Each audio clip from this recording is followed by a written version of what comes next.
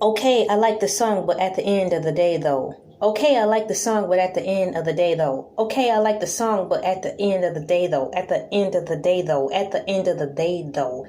Okay, I like the song, but at the end of the day, though.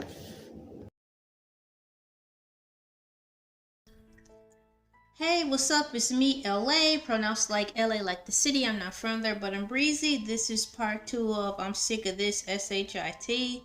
We left off when I was talking about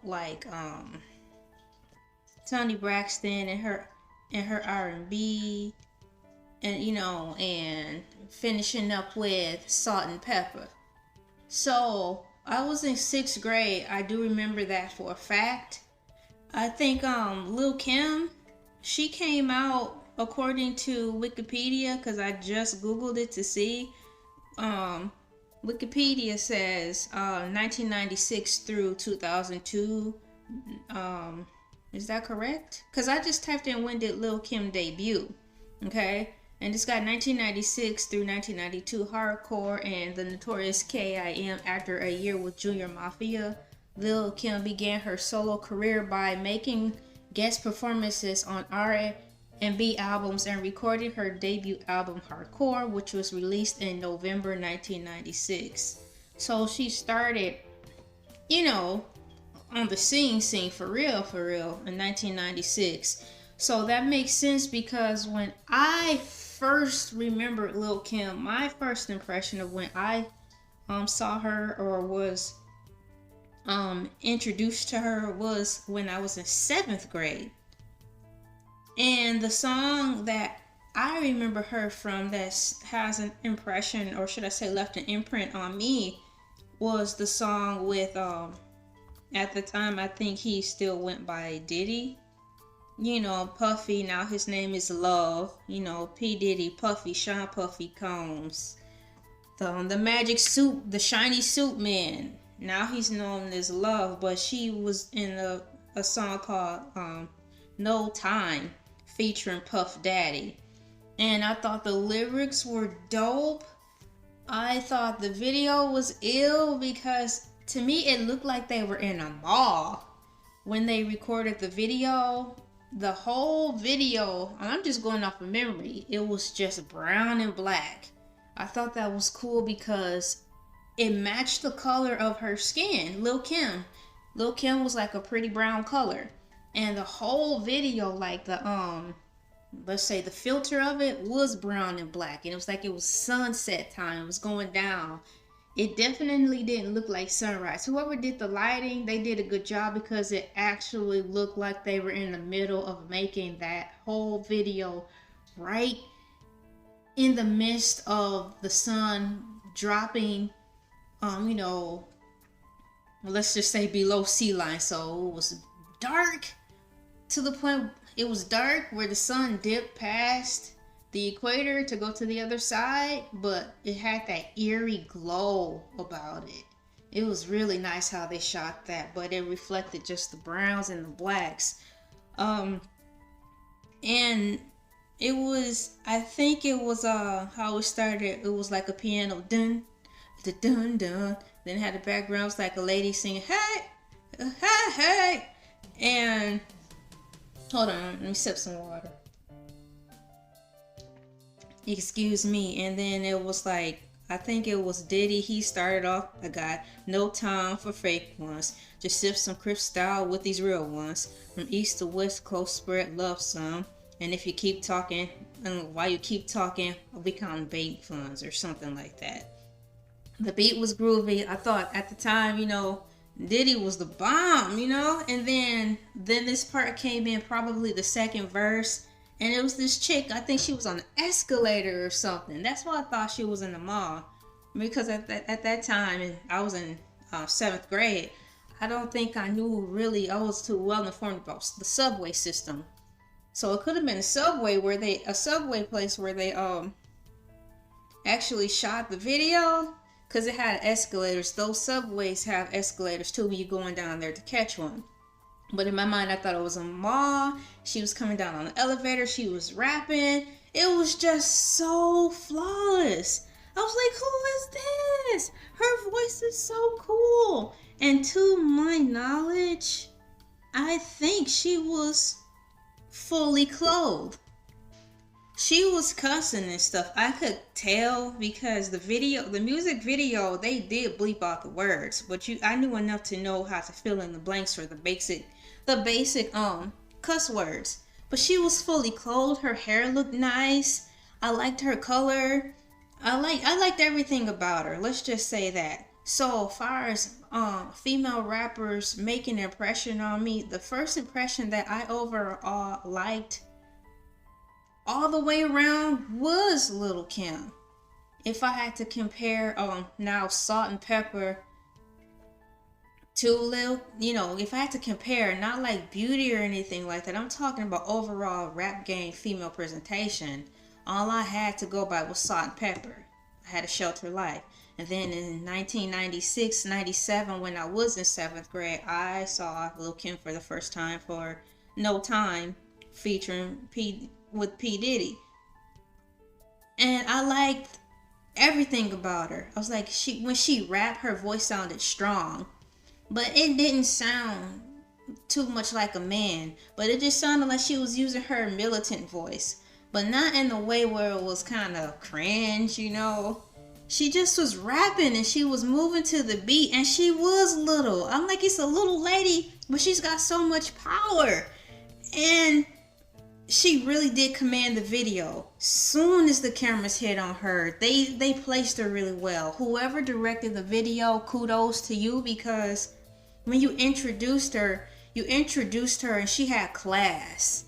I keep saying that she was fully dressed. She had on makeup, but from what I could tell, and I'm actually looking at a little clip of the video now, it wasn't too much makeup. It only highlighted or brought out all her beauty. So what it did was, whoever did her beat, they didn't powder her down with so much makeup where it completely changed her face or her feature. It just popped out everything that she had going. High cheekbones, nice eyebrows, a really nice nose, high cheeks, full lips. Everything was great. The makeup was good. Her hair was great. She got dangly earrings. Dangly earrings! The pretty dangly earrings that you will wear to like a formal gala. Did I say that right? Gala? She didn't have those big old hoops that are dangly today. She actually had on some dainty, pretty girl earrings. And she had on like a two-piece. It was like presentable shorts. They were really high, but they were high to the point that was respectable, like how a Marilyn Monroe used to wear her shorts. They covered all of her cheek, but they were high enough still to look really sexy but not gross. She had on a sleeveless like vest to match with it. Everything was just presented well, so I can't say at that moment, in that time, with that particular video, Lil Kim impressed on me like in a positive way. It was like, wow, she dresses really nice, and she had the best of both worlds. She was kind of hard, but she was strong and feminine at the same time. It presented to me a different type of femininity outside of Salt and Pepper. Salt and Pepper was really aggressive in a way that I just didn't connect with. They were wild and all over the place. I mean, look how they dance, man. That's how you dance back there. Fist swinging, moving to the beat, moving left to right, ducking, dipping like you in an actual fight. They put their whole body and soul into their moves, so you have to give them 50 feet because you might get, unfortunately, knocked out while they swung to the music. They're wild, hip-hopping for real. Then you had Lil Kim. She was casual with it. She was just kind of tight in her movements, but it was like, hey, she was dancing like she had a drink in her hand, some stilettos on, but was still keeping to the beat. So I liked the vibe of how she danced. I liked that her hair was really long, and she was like a tomboy, but she wasn't at all. It was glorious. So I can say that was the first time I can say I was first influenced by female rap. Where there was something about Lil Kim in 1996 when I was in 7th grade that I actually gleaned from her. Something was put into me where I was like, man, I want to be like her. not a rapper, but her presentation. I thought she was very beautiful. And how she rapped was so cool because I didn't think females could actually take it up that to that type of notch where they could change their voice. You see how my voice is like light and airy, and sometimes I can talk like this when I'm trying to get a point across. It's one of those voices where it's like, I told you not to mess with me voice. I wish we didn't have to take it there voice. What the F voice? Really, son? Right now? Really? Right now? So there's different voice ranges that a female can present, and it don't seem like it's fake. I had an issue with voice inflection, thinking that because I changed my voice from soft to light, from polite to more unfortunately assertive and affirming, that I was being fake because I was inflecting my voice different ways. For some reason, when I saw/heard Lil Kim come on the scene, it seemed like it was okay to do that. It taught me that there were certain times and places and moods and scenes and sets where you can change your voice to get a point across, to deliver a certain message, and it wasn't being fake or phony, or you weren't being someone you weren't trying to be. So thank you, Lil Kim, for that. I was actually influenced by music in a positive way with her before she slowly started to change.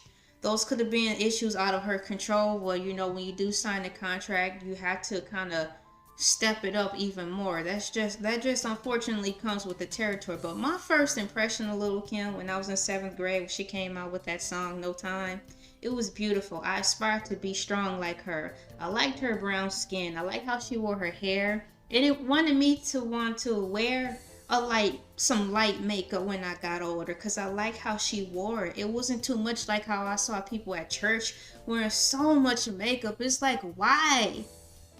And spraying on too much perfume. It seemed like even through the video she wore perfume, but it wasn't overbearing like the church ladies. She dressed sexy, but it wasn't vulgar in this video. I definitely aspired to be like her. I like how the guys are hanging around her, but they weren't lusting after her in this video. They were around her like, that's my road dog, that's my ace boo coon. I just love her, man. I really like how Diddy just danced around her and let her have her part, let her have her moment. They really set her up.